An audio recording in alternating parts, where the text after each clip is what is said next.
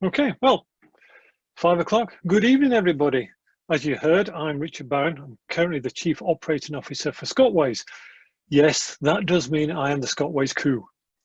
This is the current role I have with the organisation, but I've been with ScotWays for over 25 years. And you'll know more about that as we go through. So what we're going to hear about, I've got about 30 minutes to tell you about 175 years of activity. Clearly, it'll be speedy, slightly superficial, and may well miss out on your own personal highlight. For that, I apologise. But what I want to do is give you a picture of the many different things that have happened over the years, and in particular, how they started. Normally my talks are quite interactive, but in these changed times, they aren't. So sit back, relax, remember that I can see you, and enjoy 175 years of the Scottish Rights of Way and Access Society. It's 1884. Queen Victoria has been on the throne for 7 years. Prince Albert introduced the Christmas tree 4 years ago. Last year, the first Christmas card was sent, and Charles Dickens published A Christmas Carol. Charles Darwin has yet to write his masterpiece, The Origin of the Species, and the Highland clearances are coming to an end. In the city chambers in Edinburgh, there's a rumbling about paths being blocked, and there'll be nobody to do anything about it. Lord Provost Adam Black was concerned that some local landowners were encroaching on, reducing in width or blocking public roads, and other people would be doing the same unless something was done to stop them.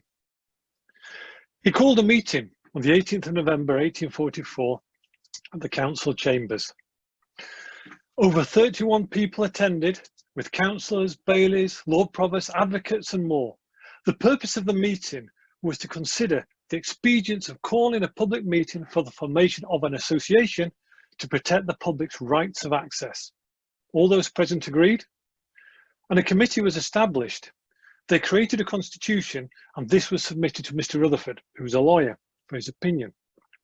He felt that it was sound, but that any court action that would be taken would see all the officers and bearers of members potentially being held liable for costs. Now remember this point because it's important, and I'll come back to it later. The committee agreed not to start any legal action until a guarantee fund was established. So on the 3rd of April 1845, the public meeting was held in the saloon of the Royal Hotel, Princes Street, Edinburgh. Although now demolished, it was now the Mercure Royal Hotel just next door to Jenner's. That's this building here. The meeting listened to Adam Black's case and agreed unanimously to the setting up of the Association for the Protection of Public Rights of Roadway in and around Edinburgh. From the start, it was a membership organisation, and the initial subscription was 10 shillings. The association's purpose was set down as to preserve or recover for the public use such legal rights of way as are in danger of being interrupted or of being permanently lost to the public in consequence of interruptions already in existence. A massive 34 directors were appointed. I'm not going to go through all of them, but the minutes often give the job of the new director. And it's interesting to see the types of people responsible for setting up the society. So we have the first president, you might have guessed it, the Right Honourable, the Lord Provost, Adam Black, with vice presidents of Mr. Gibson Craig, who's an MP, and James Gray, a magistrate. Amongst the directors we have Robert Greed, Master of the Merchant Company, William Dick, Dean of Guild, Robert Bryson, Bill Bryson's lesser known great-great-grandson. I jest, I'm not sure that that's actually true. Robert Chambers, publisher, geologist, evolutionary thinker, author and journal editor. Alexander Cowan, papermaker. Alexander Douglas, MP. Peter Forbes, wine merchant. And Alexander Locarno, advocate. It's a common feature throughout the history of ScotWays that many notable people have been involved at different times, including John Hill Burton, who's an advocate, historian, and the Queen's Historiographer Royal for Scotland. David Octavius Hill, he was a painter and pioneer photographer. Lord James Bryce of Decmont, one of the people responsible for excuse me, one of the people responsible for forming the London Committee of the Society, and he presented the first bill to Parliament for a right to roam on Scotland's hills and mountains in 1890. He was the first president of the Cairngorms Club and ambassador to the United States. We have the Reverend A.E. Robertson, the first Munroist, president and honorary member of the Scottish Mountaineering Club, ScotWays chairman, and our first president. We have Professor Sir Bob Grieve, who was our honorary president, president of the Scottish Mountaineering Club, chief planner of the Scottish office, and first chair of the Highland and Islands Development Board. And of course, who can forget Tom Weir, writer, broadcaster, mountaineer, yes, president of the Scottish Mountaineering Club, and our honorary president. The first big legal case the association was involved with was Glentilt. It was already bubbling away, and one of the more unusual outcomes of the case was the first name change for ScotWays. We were the Association for the Protection of Public Rights of Roadway in and around Edinburgh. We became, following the Glentilt case, the Association for the Protection of Public Rights of Roadway in Scotland. It won't be the last name change. Although this and other 19th century cases were essentially serious, there was often an element of humour or even farce along the way. Glentilt in Perthshire is a long-established drove road and communication link. It's one of the great mouth passes between Deeside and Speyside. Here, the 6th Duke of Atholl, an eccentric and irascible individual, a friend of Queen Victoria, given to suing his neighbours when his deer wandered over onto their ground, and precipitated a key case for public access by trying to close the key route through Glentilt in order to protect his sporting rights. John Hutton Balfour, Professor of Botany at Edinburgh University, founder of the Royal Botanic Gardens, and a group of students visited the glen and were challenged and stopped. The story goes that they jumped a wall, ran down the glen pursued by the Duke's men. They make it to Blair Athol and relax in a pub. Supposedly, the Duke's men remained on guard outside the pub to stop them heading back up the glen. Balfour returns to Edinburgh, reports to the fledgling association, and legal action starts. The subsequent court case made it to the House of Lords, and at all stages, the public, in the shape of the association, won. The whole event is immortalised in a humorous ballad, first published in 1873. But Glentilt isn't the only case to be immortalised in verse. If we jump forward to August 1891 and the northeastern end of Glentilt, Braemar. Here on a road known as the Queen's Drive to Ballater, locally called the Lion's Face, a true farce was developing. The factor fenced it off. The locals pulled down the fence. On one occasion, the stout timbers ended up on a bonfire. On another occasion, a group of 50 to 60 folk, including the local gamekeeper and the local constable, watched as a section of fence was cut down and burnt. It was immediately repaired, and with hours, was down and on fire again. The fence was built stronger, with steel wires, and the attending crowd grew. One instance saw the factor and his men building the fence at one end, whilst the locals demolished it at the other, all to the sounds of a visiting German band that had led a procession out from the town centre. In the end, the public won out, and after belatedly taking legal advice, the state factor backed down.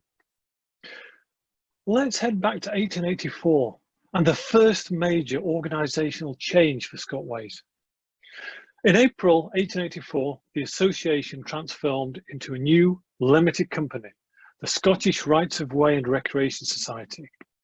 One key difference was, as a limited company, any court action now taken would not make members and office bearers personally liable, as had been the case for the old association. The start of the new society was again presided over by Adam Black, not the same Lord Provost Adam Black that started the association back in 1844. He died in 1874. This was his son. ScotWays tends to be a bit of a family, as you will see. It's worth noting that over the years, we've had 5 name changes to get to today's the Scottish Rights of Way and Access Society, or ScotWays. The next phase of the Society's life is probably the most significant in its entire history. Many things that started then are still continuing today.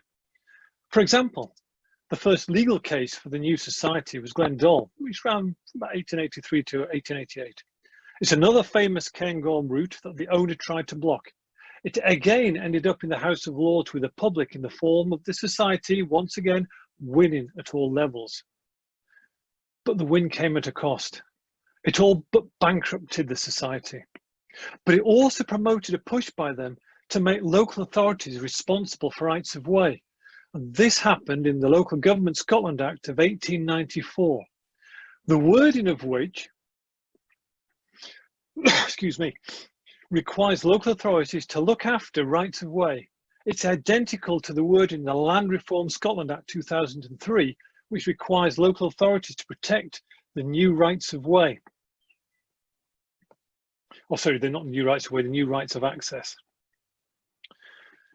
In 1898, the Society produced its first law guide on rights of way, and the new legislation, that Local Government Scotland Act 1894. The middle version that you can see here was published in 1951, and that's really the true forerunner to the current version, our latest edition, which was published in 2018. Sticking with 1884, a subcommittee was set up and charged with the job of inspecting the paths through Hawthorndean near Bonnyrigg and those crossing the Pentland Hills. The subcommittee included Walter Smith and John Bartholomew, two names that had big impacts on the society. Walter was a key player in signposting and leading a deputation to the Cairngorms, more of which shortly. He was chairman of the society, one of the original members of the Scottish Mountaineering Club in 1889, and the writer of the 1924 book, Hill Pass in Scotland, the hill pass and drove roads and cross-country routes in Scotland, from the Cheviot to the Sutherland. Walter's book was a forerunner to Donald G. Moyer's two-part Scottish Hill Tracts, Old Highways and Drove Roads, which first appeared in 1947. That book, the 5th edition, is still produced by ScotWays in a totally reformatted style. It also costs 150 times more than the Moyer's original book. That originally cost 2 shillings and sixpence. Ours now costs £18. Moyer was himself closely involved with the society, a secretary in the 1920s, and an expert on old maps in Scotland. And that's a good point to return to John Bartholomew.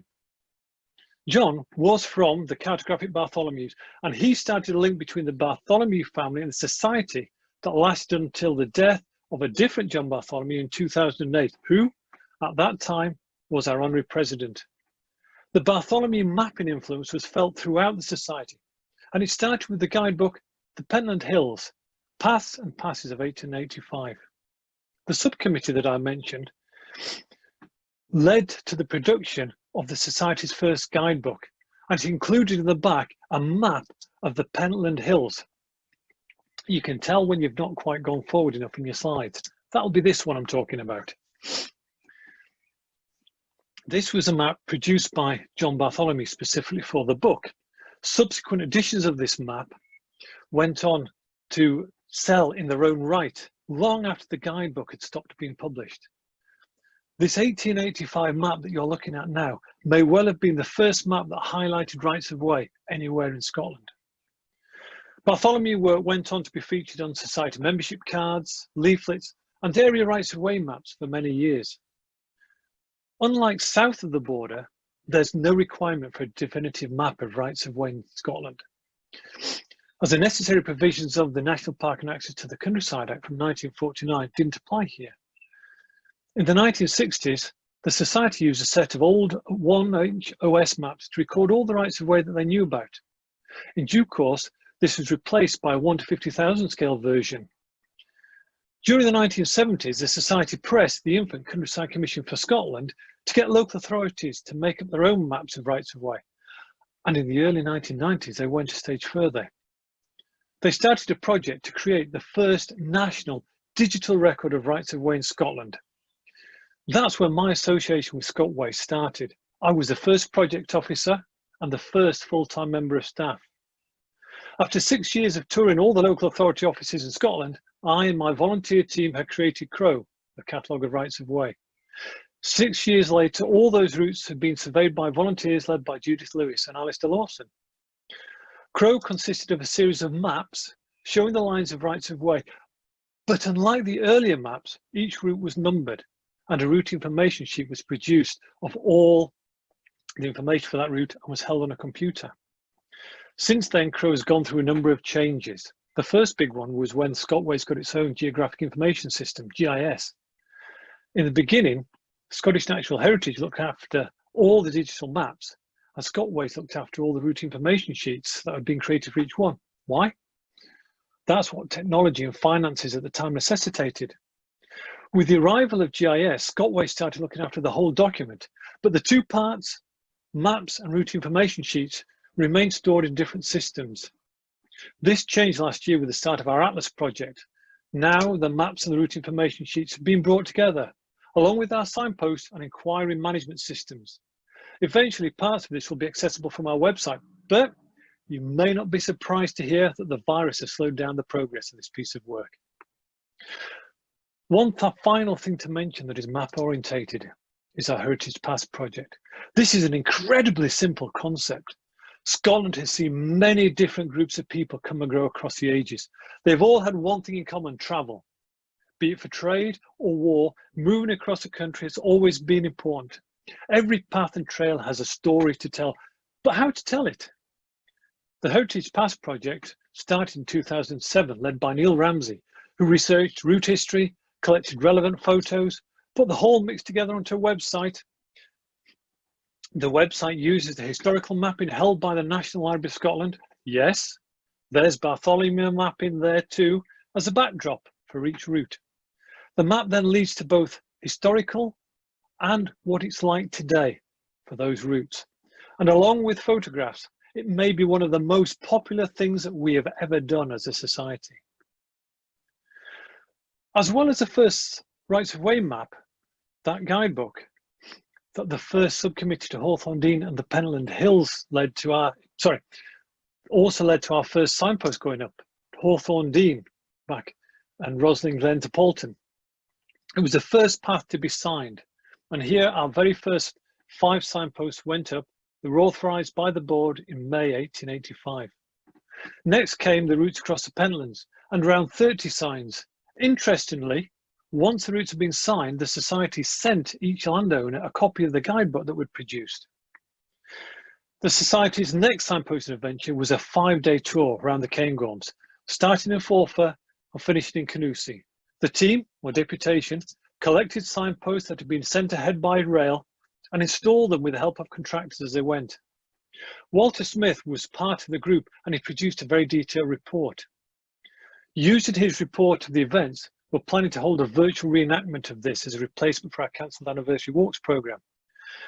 It's about 175 kilometres in length, and for any of you that want to join us, any walking, riding and cycling will count. But don't worry, you don't have to carry a signpost with you. Keep your eye on our social media posts for more details about the plans developing. So what did those first signposts look like? There are no plans or pictures to show what the signs look like. All said, we do know they were cast iron with red letters on a dark background, and we know this thanks to Walter Smith's Cairngorm diary. This sign from the Cairngorms is the most likely design. The one at the top of the picture on the right is the other possibility. The one at the top on the right no longer exists. This was still the age of the horse.